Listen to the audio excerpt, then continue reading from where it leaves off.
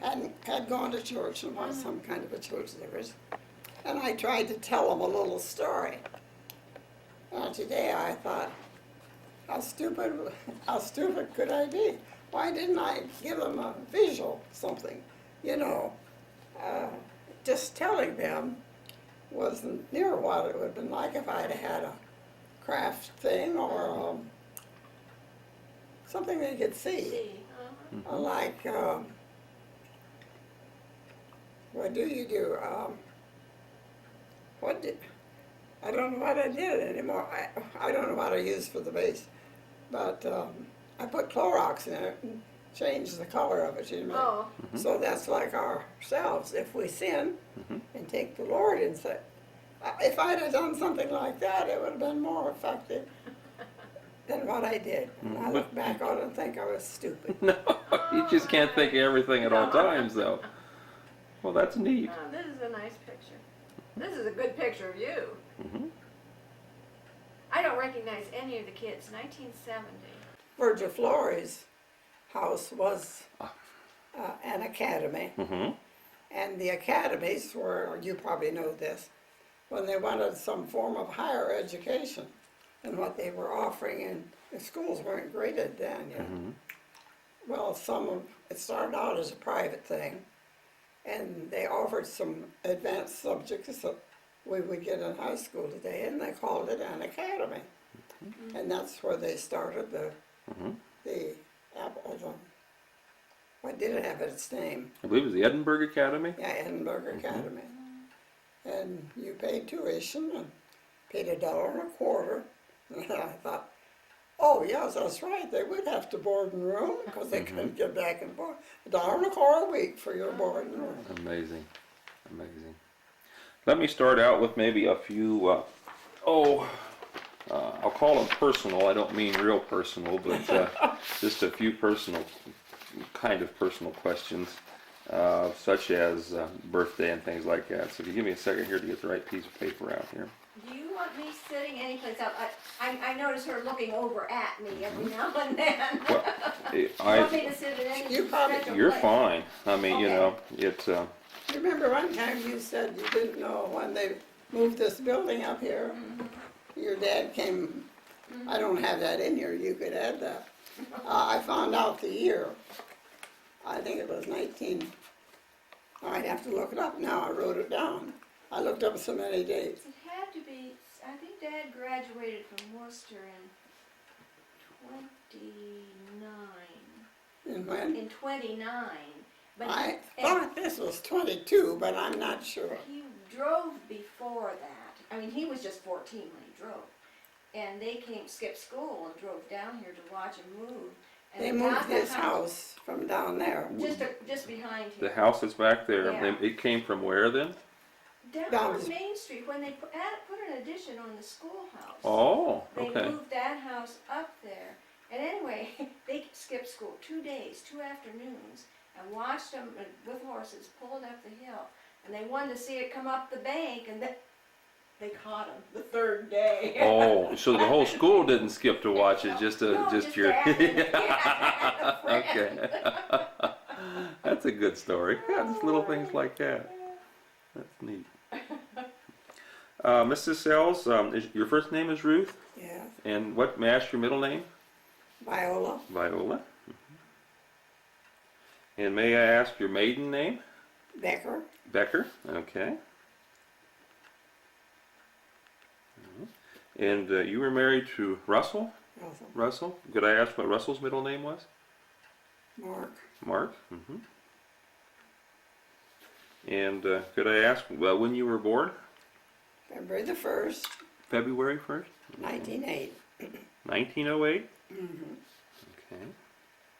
2/1/1908. Is that Groundhog Day 2/1 or is that 2/2? What? Is Groundhog Day 2/1 or 2/2? 2. 2, okay. It's Groundhog Day. Almost a Groundhog Day, baby. Oh, that's neat. Could I ask what your father's name was? Archie. Archie. And it would be Archie Becker then, right? Okay. Now, I know you're related, Greg Becker was a year behind me, and that would be coming out of Larry. Larry, yes. Well, Are you Larry re- would be a nephew. Larry is one of your nephews. And then Greg would be, what do you call him, grandnephew? Okay. Nephew once removed. Grandnephew, yeah, it would be, wouldn't it then? Yeah. Okay, all right. So then you and Howard are brother and sister then. Well, that's neat. Now, Howard knows a lot of this history. I was down there last night to ask him one question. When did we get our first tractor at home? And I got away in 2 hours. Okay. To answer that question, he told me that, and he told me the answer when we got it, and he bought it from McKeel's, and he bought this with it, and the next year they put out 24 acres of corn, and they got so many bushels an acre on that corn. Everything you ask him, that was in some of it, he has it all mixed up. So I told him the story he told about. I said I had just assumed that. I don't think they'd be too satisfied to interview him. Shall I tell him what he said about Dr. Mayo? Go right ahead, sure.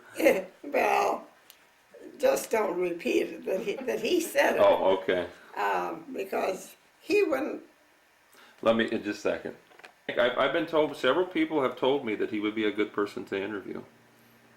And I guess we can try, and then maybe I can run things by you and see what you think. You can try. I don't know. He's Or how does he feel? How is his health? I guess I not don't know. good at all. This morning I couldn't even understand him. His tongue was. He's been having many strokes. Okay. And the other night he dreamed. What was it he dreamed about me? Oh, some ridiculous thing that I was supposed to have told about him. And I said, Howard, I didn't say anything. Where did you get that? Well, so-and-so told me, and so-and-so told me. And I said, you're just mentioning people that are dead. Mention someone that's alive. Well, he didn't know anybody that was alive. And I said, are you sure you're not having some mental problems? And after a while he said, go and hunt this up. Mm-hmm. And it took him forever to find it. But now don't go yet, I'm going to find it. Just to bring it in and show it to me. He showed it to me half a dozen times. Okay. But he doesn't remember he showed it to And me. you said it was a shoe hook that said Henry 10, like there might have been a 10 shop. I'm just repeating. I had the camcorder turned off. I'm just repeating it back into the camcorder there. That's why I said that. Well, let's go to you because we know your memory is very good. Well, no, it isn't. No, it isn't. Okay. Your mother's name. Oh, just one or two more quick pieces of Okay. information. Your mother's name? Mary Okay. Sigler. Sigler? Sigler. Okay, Mary Sigler. All right. Okay, I'm going to drop. I'll go. Let's go to your sheet now. There's a couple questions here, like your high school and college, but we'll pick that up as we do your life story. So, how about we go to the sheet then, and we can start asking some of the questions that I gave you then. What are some of your earliest memories of life in East Union Township? Well, the first time that I can recall that I was really personally interested in Apple Creek was when I came to the Apple Creek State Hospital. At that time, it was State Hospital, to work in the kitchen, in the superintendent's kitchen. They were just moving in that year, just setting up for the first time, and she was trying to find someone to cook in the superintendent's headquarters for them, their private kitchen, and anyone that would be coming from Columbus or dignitaries of different types. And she said, and I was teaching school, she said, if you could just come for the summer and give me time enough to find somebody. So when school was out, I came out here to work. And that's where I met my husband then later on. And they were just starting out then. Did your husband work up at the Apple Creek? And what year do you suppose that was? 1932. 1932. Where did you come from? Where were you Worcester, at? Ohio, west of Worcester, about 10 miles. Okay. Was there out in the country, or was there a town nearby? No, Just to west of Worcester? it's a farm. Okay. On a farm. Okay. Well then, so is that where you were born then? No, I was Oh. born in Indiana. In Indiana, okay. And when I was about 8 years old, my father got arthritis, and he went to a chiropractor, and he gave him nitroglycerin. He gave him too much, and he lost the use of his one arm. Oh no. He just couldn't do anything with it. And we got ready for sale. The boys did, most of them. They were just 10 and 12 years of age, and the neighbors packed up what we could bring along and went to Warsaw, Indiana, and rode the train to Worcester because his father had bought a farm up here close to him. And he said he thought he could help him out if he was closer home. Okay. And so there we were, 7 kids, Dad and Mother and I on the train. I bet you those passengers will never forget that family that had a sick baby, a new baby, and a sick 2-year-old that had pneumonia. And all of those kids, I can imagine what they must have thought. What was riding the train like? Do you remember way We back had then? gorgeous lunches that my great-grandmother had had. Okay. That's about what I remember about it. I'm assuming it was a steam train then, right? Was it a steam I didn't engine? know at that time whether it was steam or what. Okay. But yes, it would have to have been. Okay. Yes. I was just wondering. Okay.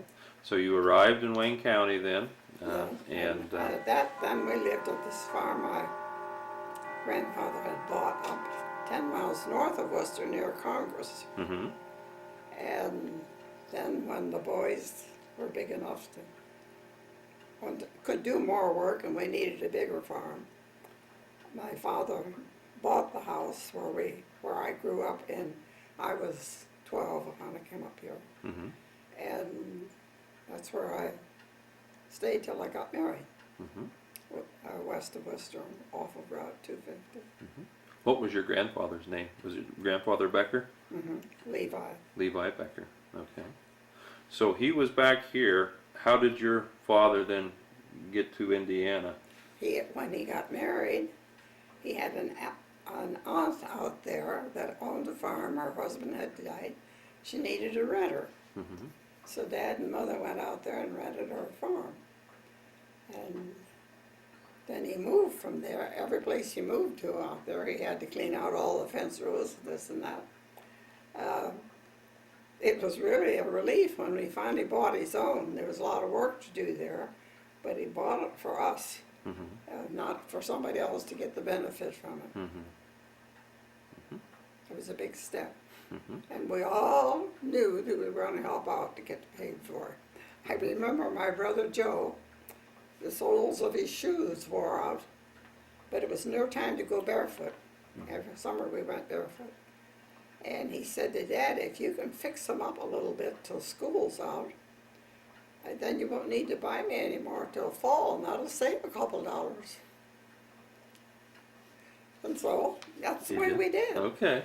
Mother made my underwear out of cloth sacks that the flour came in. I've heard that it was true then. Yes, and the best joke about all of it, we used to get a flour on that, and it said, best in the world or something.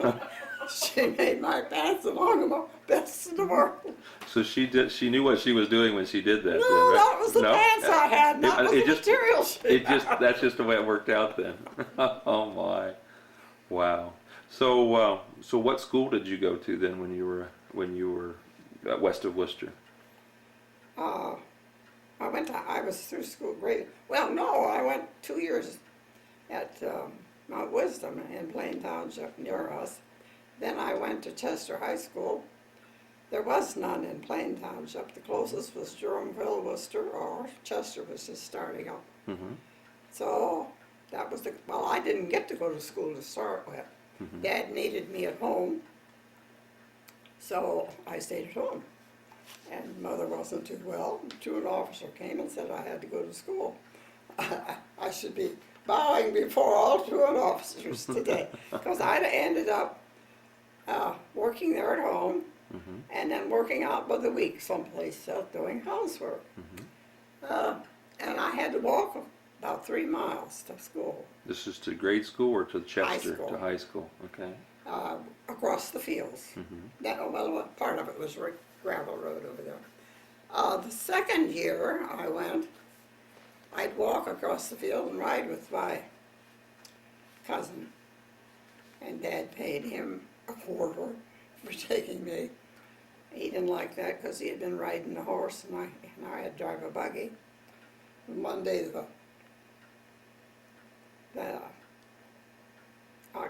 Ford that Bob Norton was driving, passed us and scared the horse, jumped over in the ditch and rolled us over. Oh no, were you hurt or? No, Okay. no, horse got loose and ran away. My dinner was scattered all over. Oh no. But we didn't get hurt. And the next year, by that time, Dad taught me to drive, and we had a Ford, Model T Ford, and I drove that year.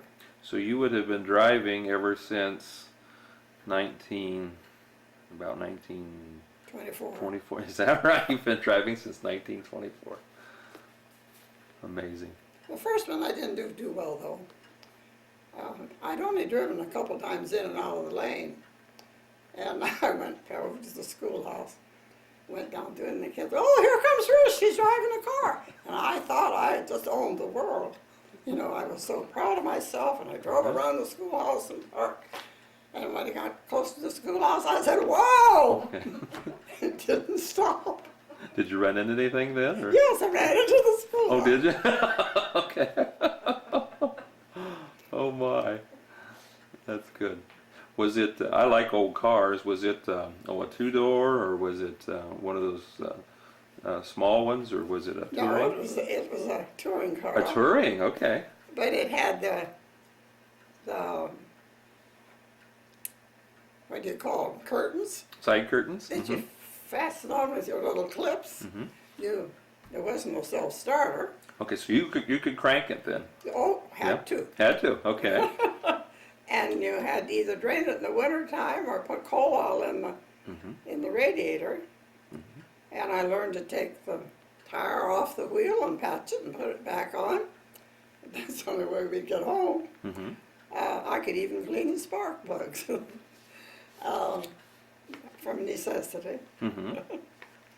I mean, it's amazing what you were able to do back then. Yeah, Yeah. but But it was necessity, like you said. and Dad taught us as we went along. He had had to work all his life, and we'd all been taught that there was a lot of dignity in work. And we pretty much have all lived by that. What are your earliest memories at home then? I mean, I guess I asked you East Union Township. I was thinking you might have been born in East Union Township. What type of memories? What are your earliest home memories? Well, when I first came up to Congress Township, there was a lady going through, Mrs. Denny, going through menopause. That's the most outstanding thing I think I can remember. At that age, I was maybe 10, and she wanted someone to do chores for her, gather the eggs and feed the chickens and mop the floor and run the sweeper. And so she asked me at the age of 10 to come over and run those errands for her. She wasn't going through menopause, she was going to have a baby. Because I went home and said to Mother, why is Mrs. Denny's belly so big and yours isn't?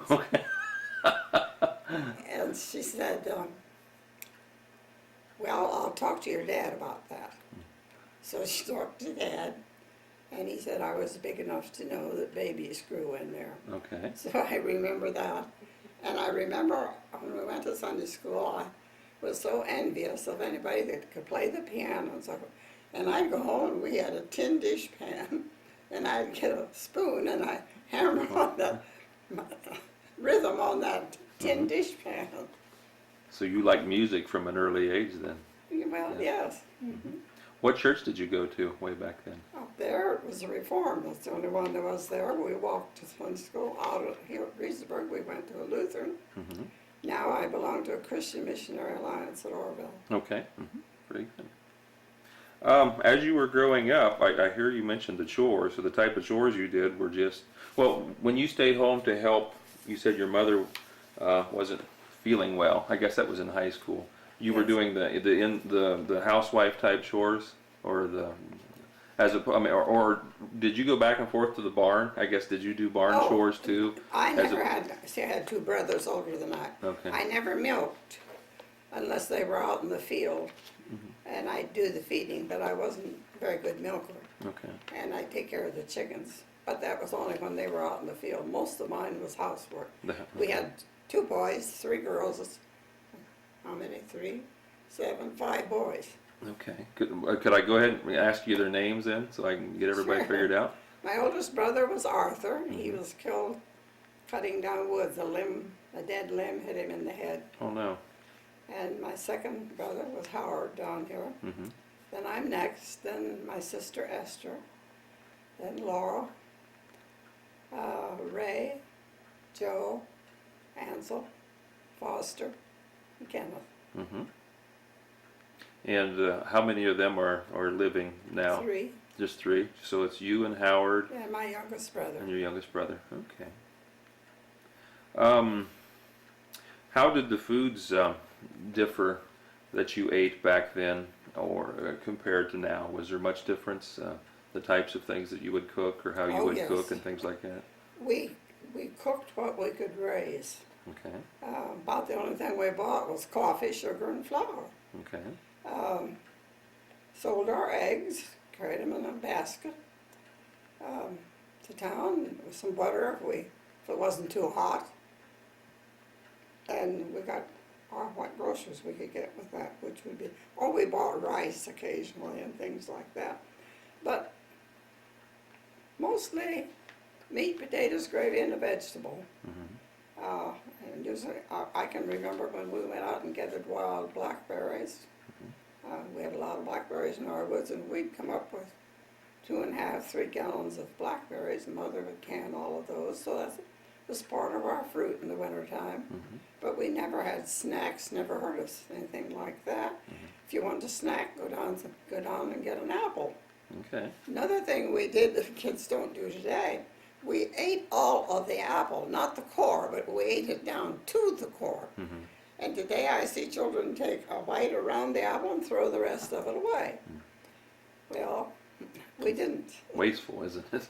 Well, yes, but it was a throwaway world. Yeah, it is. It's Yeah. turning into that. Some other thing, you want some of the other things. How did you do the blackberries in the winter? If she canned the blackberries, would she put those in pies and in cobblers, or would you just literally have a little portion of blackberries? We carry them in our lunch sometimes as blackberries. Other than that, Mother could make puddings. She could invent a recipe. She could make puddings with it, or cobbler, cottage pudding, she called it.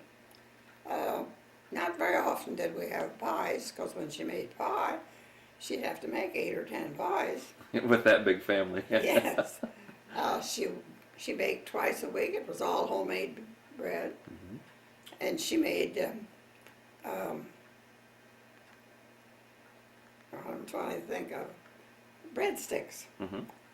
When she was making bread, she'd make a long wiener-shaped piece of bread, let it raise, and put it in a skillet and fry it.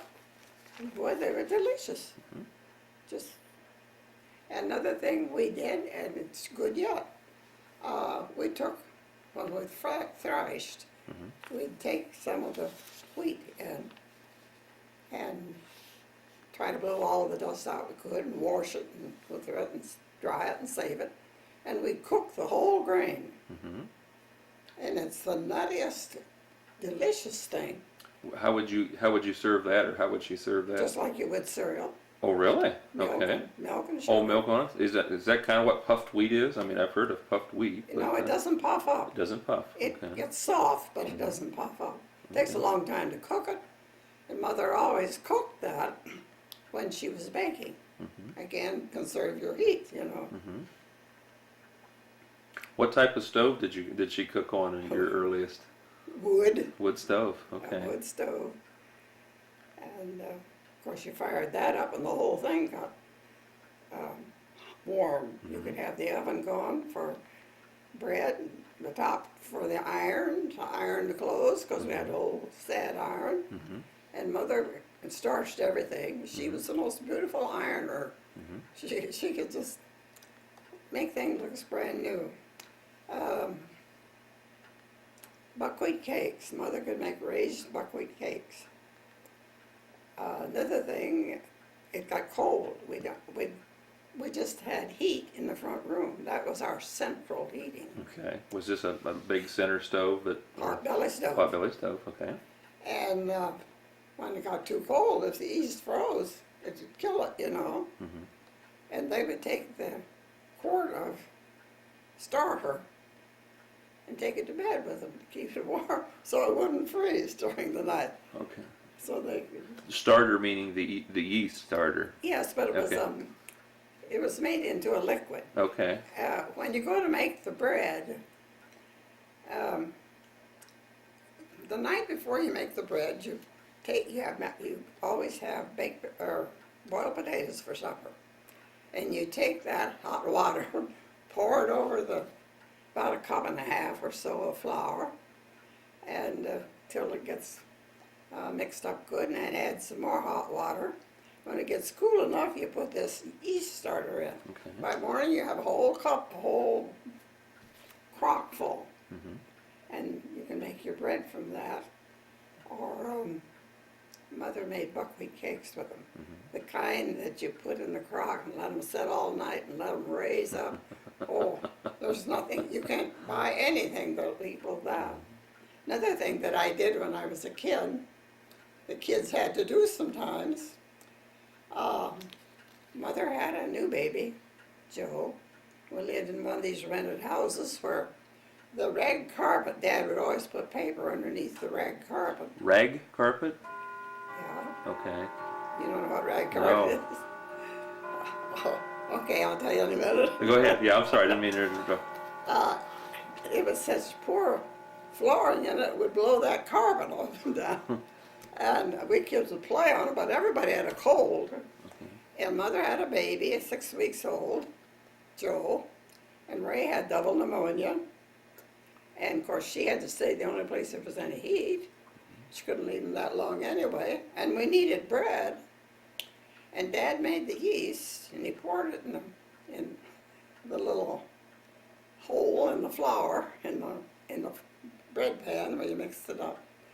And he, with his arm, without arthritis, he couldn't get it mixed up. So he did the best he could and got me up on a chair, and I stumped it with my With your- leg. I never did get it stiff enough. It raised up and ran over the sides, but I mixed bread when I was 8 years old. Okay. And you said stomp. You mean like with your feet? I said to Howard the other day, I'd have been better off if I'd have just gotten up and stomped around. Oh, okay. By the rag carpet. Yeah. In the wintertime, when you didn't have anything else to do, if you had some old clothes that you couldn't wear anymore and had patched and patched, you'd tear them in strips about 1.5 inches or so, fold them and sew them together and fold them until you had a ball of yarn, and you'd take it to the weaver who would weave this into carpet, just strips of carpet. And then Mother's job was to sew the strips together with some real heavy thread. We put that on the floor and nail it on the side. Every spring then, you take that up, take it out and hang it on the line and beat it till you get all of the dust out of it. Scrub your floor, put down new paper, put down your your rug and tack it to the floor again. Okay. So that was the rag carpet then. We used every bit of it. I bet you know about rag carpet, don't you? Yes, I do. I mean, you've seen it someplace. Oh, I've seen it, but I have crocheted rag carpets, not woven, but crocheted. Do you remember what type of games you played as a child, or some of the early games? At home or where? At school? Both. At home, we played just any little kids game like you do London Bridge and that sort of stuff. We played croquet and softball. There was enough of us, we could have our own team. When we got older, the boys went swimming in the creek down at the bottom here near Worcester. In the wintertime they went skating, but their skates were made of a type of skate that you put on just the sole and clamp it on. Okay. And that was their skates. And they learned to skate pretty well with that. Now you didn't get to go with the boys then? I went once, but they didn't appreciate my being along. Really? Oh no. I followed two boys, Okay. and I was kind of a tomboy, I guess. In the summer, when they'd want to go down to the woods and didn't want me to go along, I remember once in particular, they got a fishworm and said, "You go back to Mom or we'll put this down your neck." So I went back to Mom. Oh wow. Okay. How about your early school days then? What was it a one-room school then for grade school? Was it what? A one-room school for grade school? Yes, oh yes. And then from there to high school. Do you remember your teachers and what were they like? I had all good teachers in the grade school. I had all good teachers, I think. They were, I couldn't complain about any of them. School itself was different, Did you like school? yes. What was different from being at home, you mean? Or what do you mean by school was different? Than what it is today. Oh, yes. We sat in, I started out sitting in seats for two people. Okay. And they always put a little one in with the big one. Okay. And then the older person would help the younger person. Okay. And we did most of our writing on slates. Okay. We didn't have slates on the blackboard until about 4 years after I started school. I don't know what they had up there. If they did much blackboard, I don't remember that. We had ink wells at the side where you pour the ink in. You were allowed to use a steel pencil when you were about the 4th grade. Okay. Dip it in there. And we had our blotters. Even though we were sitting together, there was no whispering. Okay. I don't know how they did it. There just was no whispering. My biggest problem with that, well, to begin with, when I think of today, be sure to get the seats to fit the children. Well, now today you just sit around tables. You don't even have desks. I don't know how they could keep those kids from cheating and looking on them. But the children's feet didn't even hit the floor of the little ones. And there you'd hang with their feet dangling all day. And the boy that sat behind me, his name was Stiver. I had long hair, and he'd take my hair and put it in that ink well. I've heard stories. He actually did He that? actually did that. The ends of my hair was always black. Oh, no. And the girl with me would sop it up and try to... Oh. But yet we were allowed one pencil a year at home, so you know how little paper we used. And one tablet a year did us. I've had kids down here that waste more paper than that. One Amish boy told me once near the end of the year, he said, "Mrs. Sells, I haven't bought any paper all year." He said, "I just pick up out of the wastebasket what kids just write their name on or something and tore it up and throw it away." And he said, "I haven't bought any paper all year." He knew the value and knew how to make it stretch. Well, other than the dipping your pigtails in inkwell, were there other practical jokes that you can remember, or?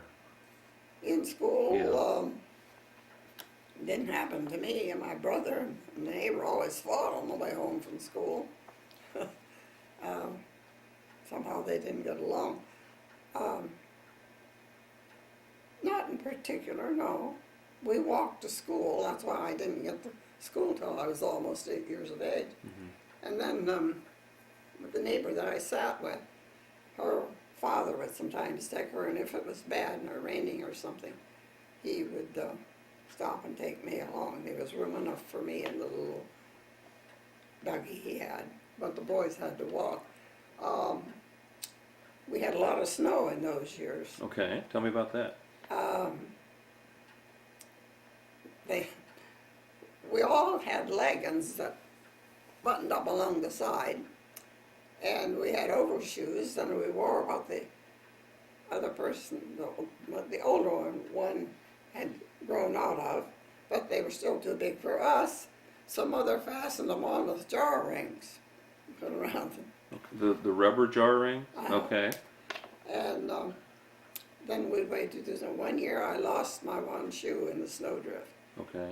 and my one rubber, I mean. Mhm. I never found it till spring. They had snow all winter long. Okay.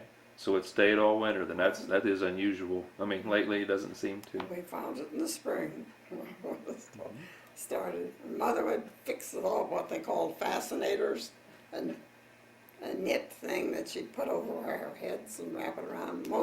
For Sunday we had muffs. Okay. We put our hand in those muffs to keep our hands warm. Did you have a sled with behind the horses, or how did you get around back in the winter or during the snow? I mean, we had to play with. We had a homemade bobsled my dad made. Mm-hmm. Most everything that we had for fun was homemade. We traveled by horse and buggy. Okay. We could go in that. Dad had put wheels on the spring wagon, we called it, a box wagon, Mm-hmm. and he could use that in the wintertime too Okay. if your horses were shod well. Mm-hmm. My dad did a lot to supplement his income. He'd shoe horses, Okay. shear sheep, Okay. and things like that. Were you around him when he did that? Oh yes, Okay. Did you enjoy the horses, or? I liked the horses, but I didn't like him driving those nails in their feet. Okay. You were concerned that it hurt them then? So he was able to do that even with his arthritis then? That was before he had the arthritis. Oh, before the arthritis. Okay.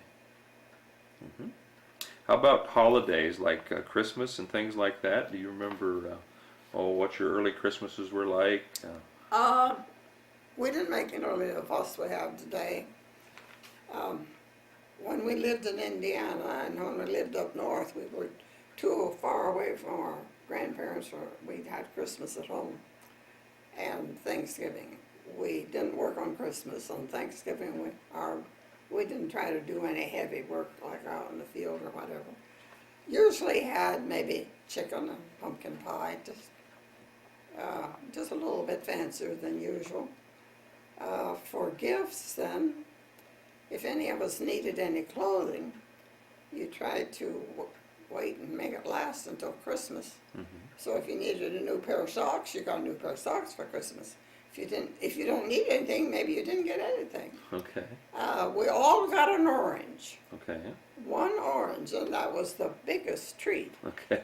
And look today what kids have. Oh my. But we had plenty of apples. We didn't need the extra orange juice. Mm-hmm. On Halloween was much different than this. For our Halloweening, we'd throw corn against the windows, or we'd take a wooden spool and cut notches in it and put a string around it, and someone would hold that against the window, and somebody else would pull the string, make a noise, and we're supposed to scare them, and that was our big. Okay. And when the boys got older and got real brave, someone would get together and upset an outside toilet. Uh-oh. They still do that. I hear that a little bit. Yeah. Well, was there trick or treat then? Did you No, scare them and you no, didn't come around and get candy? Didn't You just have went, it. We didn't have such a that. thing. Okay. So No. you were out looking for orneriness then when you went out. A couple other customs that we had in those days, I guess it doesn't fit in the category you're talking to me Well, you about. go ahead though. Were bellings when people got married. You went in and made all the noise you could make, take bells, take horns, whatever that would make a lot of noise. You were serenading them. And everybody expected that because you always had a lot of food ready to treat them. And if they didn't want you to bell them, they sometimes got real nasty. One guy came out with a shotgun and told us to get out of here or he'd shoot. He was a middle-aged man and had gotten married, but we weren't welcome there, so we left.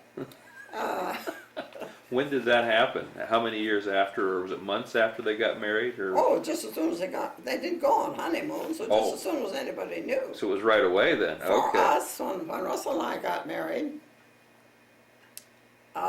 we didn't announce we were getting married. We went to the parsonage and got married, and the next day was a birthday dinner at my grandfather's house. And the night before, they came up to our room and rapped on the door and just took hold of us. We're going to take you for a ride. Of course, we knew something was coming. So they put us in a dump truck, went to Worcester and drove up and down the street and made a lot of noise. Then they stopped at my uncle's, who owned a confectionery store, and he said, treat all of us with a banana split. So we had to go back and pay for a lot of banana splits. Wow. What other customs? For Christmas, Grandpa and Grandma were very practical too. They always gave us 25 pounds of sugar or a 50-pound sack of flour. That was our Christmas. And that was for the family, like your That was family for got the family. that? We didn't give to individually. Uh-huh. I think years later we did start exchanging names, but that got how we were to spend a quarter apiece. Of course, a quarter in those days was a lot. Sure. But some got 50 cents, somebody else $1.05. They said, let's not have an exchange anymore. Okay. Because they could just spoil the whole thing. Just because it didn't stay like they started out for it to be. How about 4th of July? We didn't do anything. We didn't have firecrackers or anything. Didn't have any firecrackers to go to any place. We just knew it was the 4th of July. Okay. Now, if there was someplace, we were not aware of it. Probably wouldn't have got there anyway. Because Too far away. Too far to go. A horse and buggy. Oh yeah. We got our first car was a Model T. But you know, in those days, you just drove them in the summertime because there were no improved roads. You could get through the mud. So the roads were just horrible then, real deep. Store them through the winter and drive them in the summertime. Okay. So you didn't go very far in the wintertime, and the roads weren't good enough that you really traveled a lot in the summertime. Most of our traveling was horse and buggy, or horse and carriage. I asked Howard, and he said, I don't think we ever went more than about 10 miles from home. Okay. See how worldly we were? Well, how often would you go to Worcester then? Twice a year about. Dad Twice would go in oftener than that, but the family got in twice a year. What are your memories of the trips into Worcester? One thing, we drove past the fairgrounds down there, and they used to have a row of, well, similar to this, I don't know what they call a shelter, I guess, for the Amish horses down here. You know? Oh yes. Well, they had a whole row of those for the race horses. And there was some man sitting in there eating his lunch. The horse may have been there too, but we went home and Dad said to us, he didn't go alone, Mother had taken us. He said, well, what'd you find out? What'd you see today that was new? I said, I saw a man eating in a restaurant. I thought that was a restaurant. Is that right? Yeah. Because he was eating inside something and. Yeah, Okay. I didn't know what a restaurant was. Really? And the first time they took us, when my uncle got an ice cream parlor, we call it a confectionery store, we stopped in there and he treated us with ice cream. And I said to Mother, where do we go to wash the dishes? Oh my. Thought we had to wash our own dishes. What was the name of the store? His Davis Confectionery. Davis Confectionery. Okay. Okay. So thought you had to do that. That's neat. I wasn't educated in the world. Well, you were getting it though. Did you make homemade ice cream at all Yes. at your house? Yes, we got Wood Coal and Ice Company. Okay. Had ice by the case block. Uh-huh.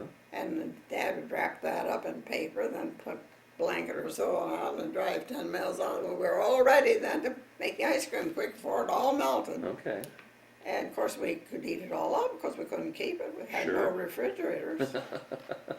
And our milk, when we milked, we used to pour it in gallon crocks and put it in the basement. We had in the cellar, we had a dirt cellar. And that was the coolest place in the house, so that's where we put it. Hoped that it would not sour before the next day was over, because we all drank milk. And the next morning then, you skim the cream off of the top and put it in a crock till you got enough to churn in the old wooden churner. And then, if it was sweet, we drank it. If it wasn't, Mother would put it on the back of the stove and heat it to a certain temperature until the whey divided. And then she'd put it in a sugar stack and hang it on the line and let it drip dry. And you never tasted cottage cheese like that. It was, Would it be anything else added to that? oh, when we ate it, she put cream in it. A little bit Okay, of salt. but that's how you make cottage cheese, is boil it and I separate don't it? know how they make it now. But that's how you made it though, or your Yeah. family made it? This cottage cheese tastes bitter if you get, but that didn't. Wow. It was good. I've never churned butter. I've seen the butter churns. How long did it take to churn butter? If the butter was just right, the temperature just right, maybe 10, 15 minutes. Okay. But I've turned we had a square one, a cubicle one. I've turned that for an hour. And it was a crank on it then? Okay. Mother would put in some more cold water or something, maybe if we cooled it off. Once or twice we had to just take it and use it for buttermilk. Okay.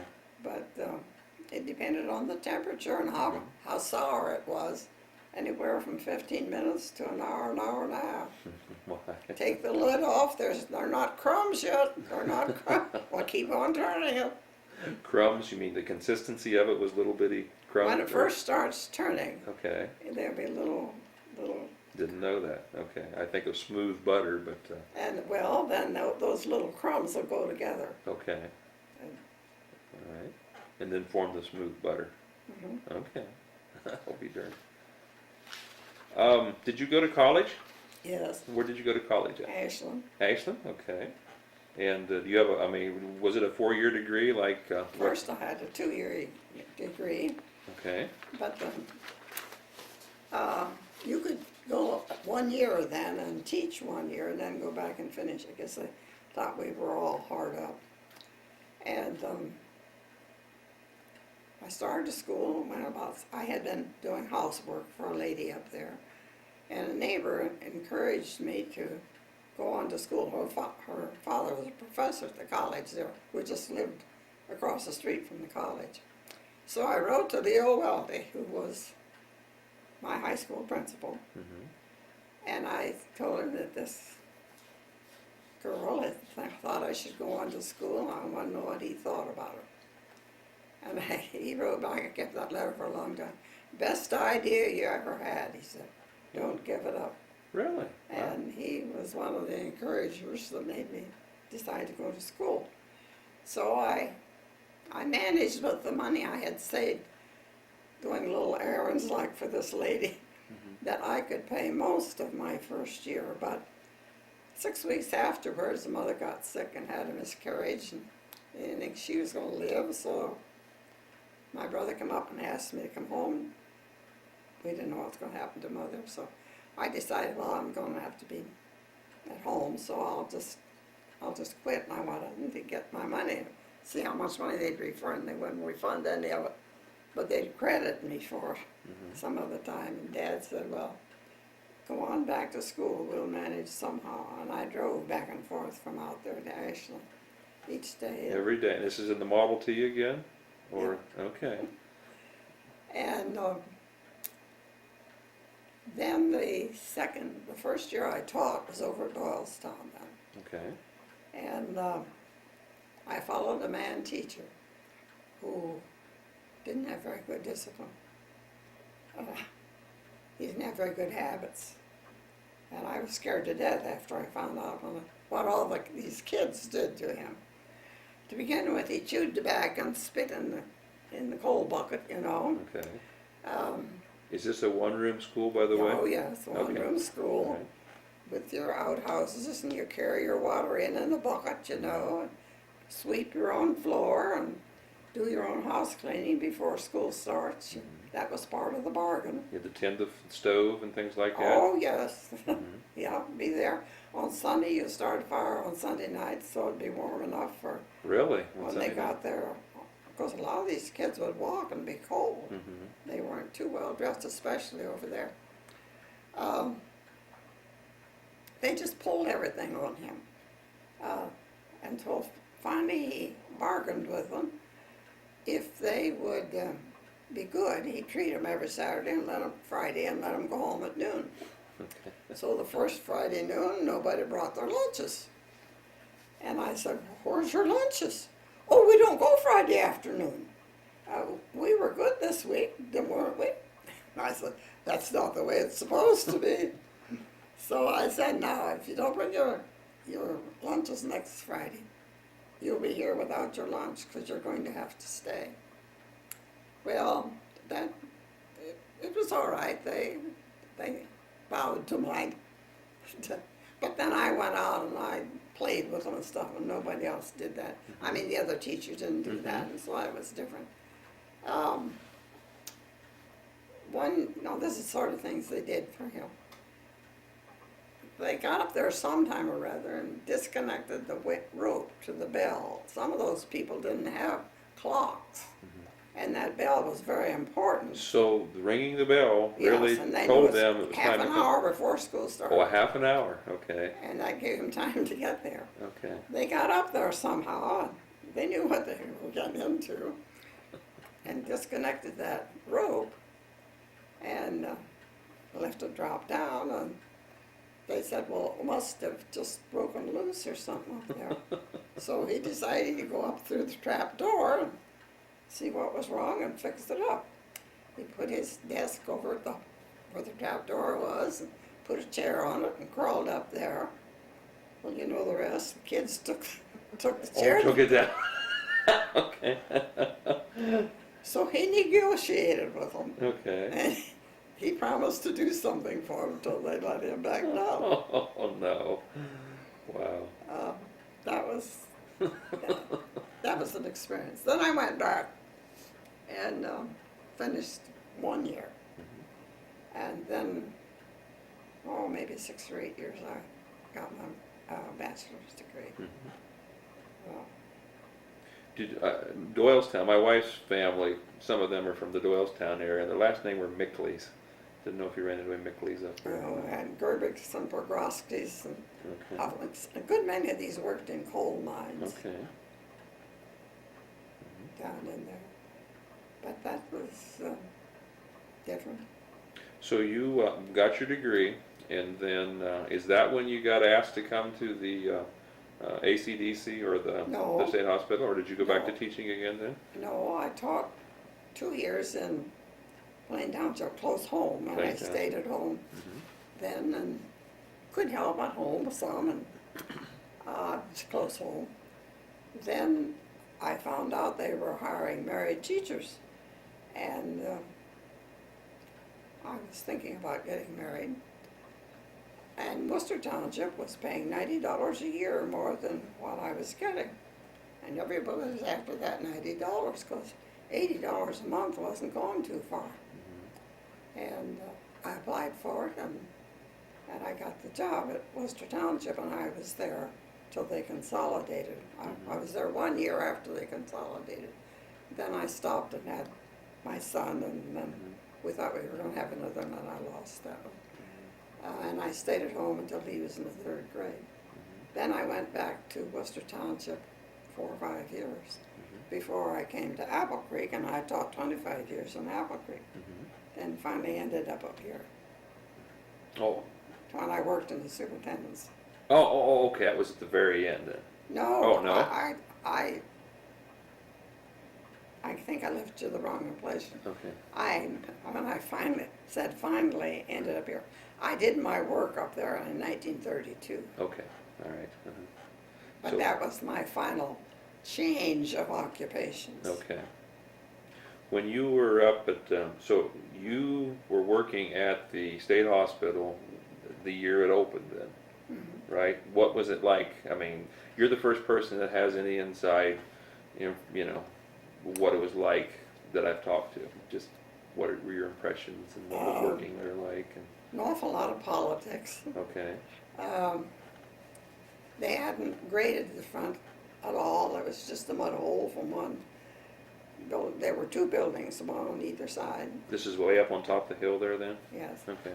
Oh, I think they've tore the first building down. Okay. But at the time, my husband said it was such a well-built, but he saw it go up. He was the steam shovel operator, and he did all the groundwork. But he said it was well-built. They never could do, and they did. They had to get extra. What do you call these balls? You mean that they knocked the building Yeah. down with? Okay. They had to get extra heavy ones to get that building knocked down. It wasn't in style, I guess. I don't know. They have built and destroyed and built and destroyed. All those dormitories over there, they destroyed those and put in little first-story things. Another thing, they had a business manager that let his personalities go into who got a rating or a different classification, I should say, or a promotion. My husband, after the construction work was over, he was hired there as a mechanic. Well, then in a few years they had their foreman of all the places. They had a foreman of the powerhouse, foreman of the paint shop, of the carpenter shop, of the electric shop. The business manager, who it was his fault, would not classify Russell as the foreman of the garage, but he was in charge of it. One year he had 40 motors to put antifreezing in the fall. That's how, well, they were farming 2,000 acres. Wow. And they had, what did they call them, the 4-H? No, when they had these people from Mansfield, young kids that didn't do any great crime, but they